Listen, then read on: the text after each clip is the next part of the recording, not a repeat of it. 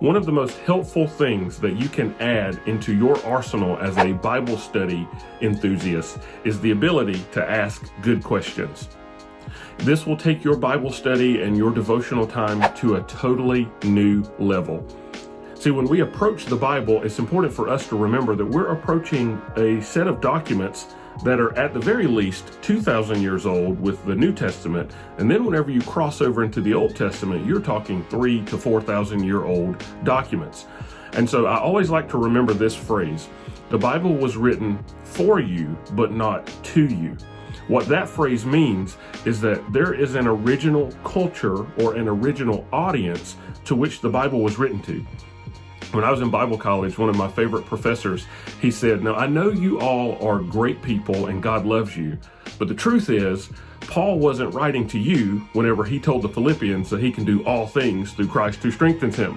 He was writing to a specific group of Christians in a specific context, and he himself, as the author, had a specific context that he was writing from."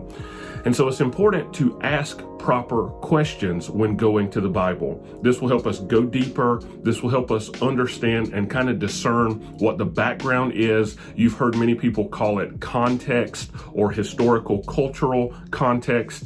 And so learn to develop the habit of asking good questions.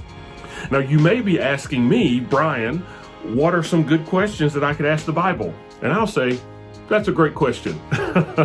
Here are a handful of good questions. Just go back to grade school. Remember whenever we were writing papers in grade school, or whenever we were learning to critically think, we were taught to ask these key questions: who, what, when, where, why, and how. Who, what, when, where, why, and how. Those are great questions to ask whenever you're reading the Bible. For example, let's look at the passage where Jesus calls his disciples. It's a very famous passage. He says, "Come follow me and I'll make you fishers of men." Well, let's ask these questions that we said earlier.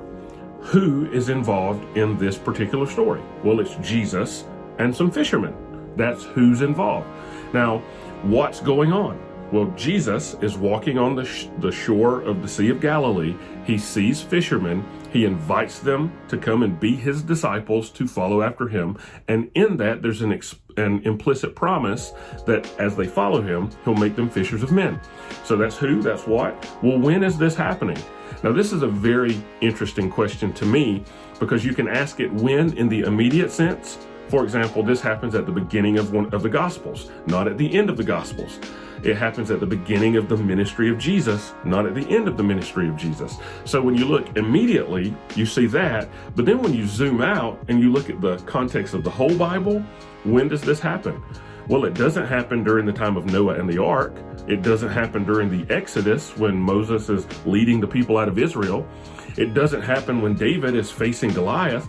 So we see that when you zoom out and you ask the when question along the course of the entire history of the Bible, you see where whatever event it is lines up. I think that's helpful because it helps us get a better grasp of the Bible as a whole as well. So who, what, when, where? Where is this happening?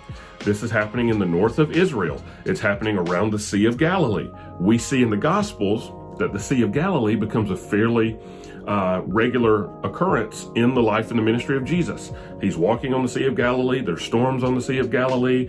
He sends Peter to go and fish out of the Sea of Galilee to find two fish with coins in their mouth. This is a pretty prominent area and around the home base of Jesus, the city of Capernaum on the Sea of Galilee. So who, what, when, where, why? Now this is a very, very awesome question to ask. Why is this event happening? Why is this event taking place right here at this place at this time? And here's another question along the why angle. Why would God want this particular event in the Bible? Have you ever stopped to think about that? Like, of all the events that have happened in the history of the world, John himself even says about the life of Jesus that he did so many things that all the books in the world couldn't contain all that Jesus did. So ask the question, if that's the case, why is this particular event in the Bible? Why did this make the cut? Why is God trying to use this story to reach out to me to tell me about salvation history and his relationship with me? I think that's a very fascinating question. I'm part of a podcast called the Small Church Leadership Podcast with myself and two other pastors. And recently we did an episode, and one of the guys said, just ask the question why at least 5 times. Why? Why? To which me, being an awesome person, said, why, whenever he said that, but that's another story for another day. So I would encourage you, ask that question why, and really go deep. Find out, man, why is it that this passage is here? Now, this may be a good moment for you to consult a Bible dictionary, a study Bible, a commentary, a trusted pastor or friend who is knowledgeable in the Bible. You don't have to do this on your own. There are plenty of study helps for you. So who, what, when, where, why, and then that last question, how. Now, that could be a tricky question, but really what you're asking is, how is this story teaching me more about God, teaching me more about Jesus and the salvation that he came to offer, teaching me more about myself as a human? How is this story teaching me more about my sinfulness? How is this story teaching me more about my response to God? So whenever you ask these questions, these are just kind of starting point questions for you. I'm sure there are, many other questions that you can ask, but that is a way to get started on building this habit of asking questions when you approach the Bible.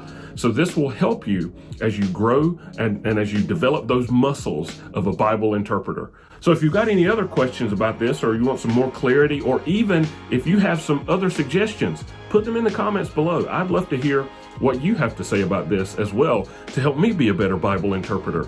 And if this video has added any value to you, or if it's blessed you in any way, do me a favor by hitting that thumbs up button. That helps the channel out a little bit. And if you're so inclined, I'd love for you to be part of the family by hitting that subscribe button so you can get connected with some of these new videos that we're releasing here regularly to help you and me, all of us, grow as we engage God's Word together. I appreciate you sticking around for so long. I'm Brian. We'll see you next time. Bye.